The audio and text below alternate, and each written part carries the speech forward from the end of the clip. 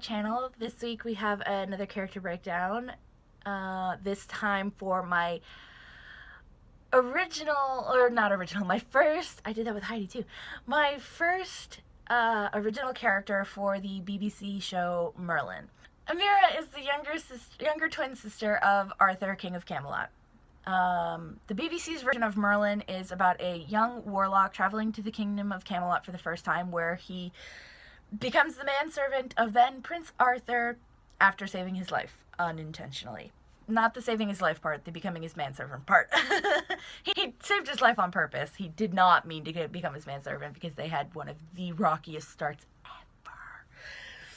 ever. Amira was a coin toss character, which is a strange thing to say, I know. But what I mean by that is I had two OC ideas and didn't know which one to go with, so I flipped a coin, which people tell me to do all the time, so the fact that I finally went ahead with it should make some people very happy. Not that it mattered in the long run, because my mom encouraged the idea of the other OC, so now I have both of them. But Amira came first, and she came about because I felt Arthur needed a moral compass that wasn't his servant, who he could and would ignore, or Gwen, who couldn't always speak her mind because of their difference in stations. Amira is Arthur's equal, only differing in gender, birth order, and her magical abilities. I knew right from the get-go I wanted Amira to have magic.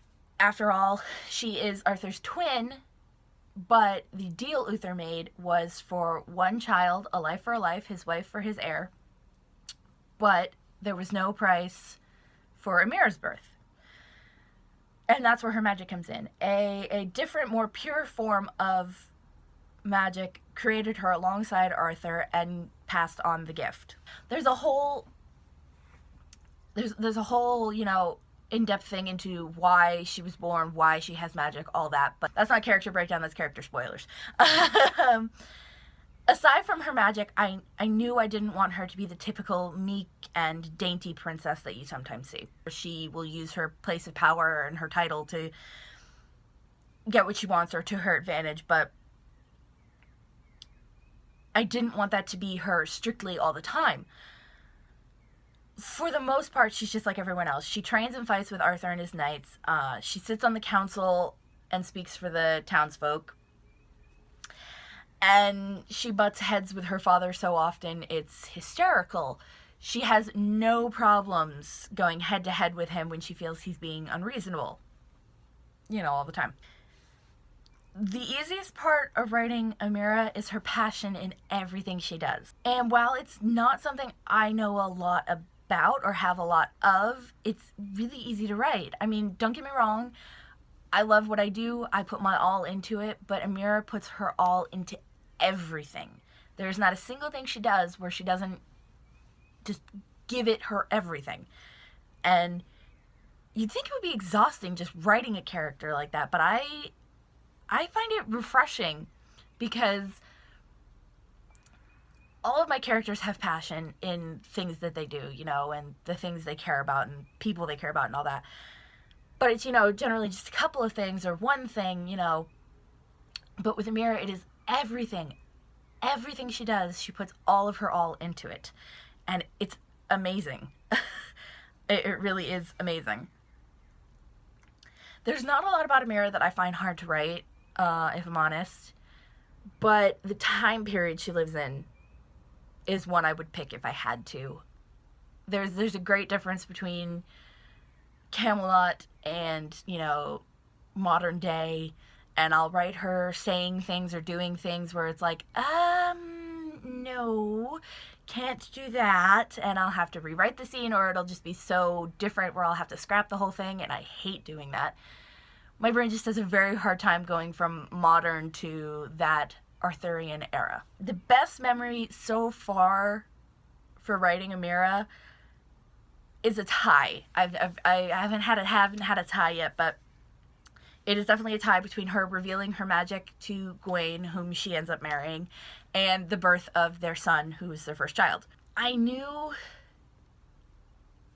she had to reveal her magic to Gawain before their relationship went too far, because it's just such a huge part of who she is. She would never hide it, or she would never be able to hide it forever.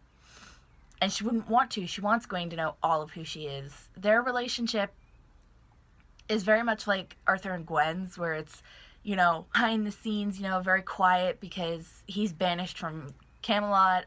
He's not of proper station, you know, to be with the princess and all that, at least not in Uther's eyes. But much like her brother, Amira doesn't care. She loves who she loves. She cares about who she cares about. It doesn't matter where their standing is or anything. And she knew in order for them to have a true, honest relationship, she had to tell him everything. Even if it made him afraid of her, even if it made him leave her, she had to tell him everything. And the birth of their son was similar to that because they didn't know if he was going to inherit his mother's magic. They didn't find out that he inherited her magic until the funeral for Gwen's brother. And even then, Amira was afraid of how Gawain would react, even though he'd been understanding with her. She thought maybe their son carrying on her gift would be too much for him, and, you know, it would make him leave or make him turn against them, whatever. Not that she needed to worry. Gawain was never going to do that. He's, you know, one of the most understanding characters we've seen, and he will do anything for those he cares about and loves. Worst memories, worst moments-wise for Amira had to have been the events leading up to and including Arthur's death. You know, here's this man who's been by her side since birth. He's her brother, he's her king, and she's going to lose him, and the fact that she can't do a damn thing to stop it is nearly impossible for her to accept. She becomes very erratic. Even though she's a new mother, she almost loses herself. She runs herself to exhaustion. She neglects her son and her husband. She even tried to go after the man that was destined to kill Arthur, resulting in some very bad times. But you gotta try and understand it. I mean, aside from her husband and her son, this is the one person she was sure was going to be by her side forever. You know, her twin brother. And the idea of losing him and not being able to stop it, not being able to protect him like he's protected her for years, it's not easy for her to grasp. Amira was created to be Arthur's moral compass, and somewhere along the lines he became hers. The way she was able to slip so seamlessly into the world, it's one of the easiest I've had so far. It's not like, you know, some of my other characters where it's like, I forget that she's mine, you know, and everything, but it was a very easy transition to fit her in there. As of right now, all I want to do is finish writing the series for her, get her to the end goal I created, and hope it all works out as planned. I mean, it's not going to. It's my writing. Let's be completely honest here. Nothing ever works out as I intend at the beginning. I start with one thing, and then by the time I reach the end, it's like, I missed something. I have hope that it will work out, and even if it doesn't, it's going to be a fun ride getting there. And that is our character breakdown for Amira Pendragon. I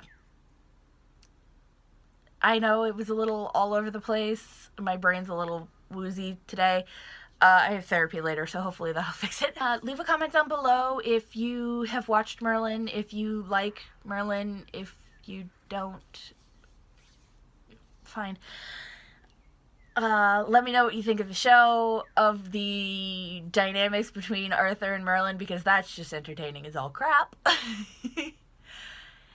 And yeah, don't forget to give the video a thumbs up if you liked it. Remember to hit that subscribe button if you haven't already, and turn on the little notification bell so you get a notification every time I upload.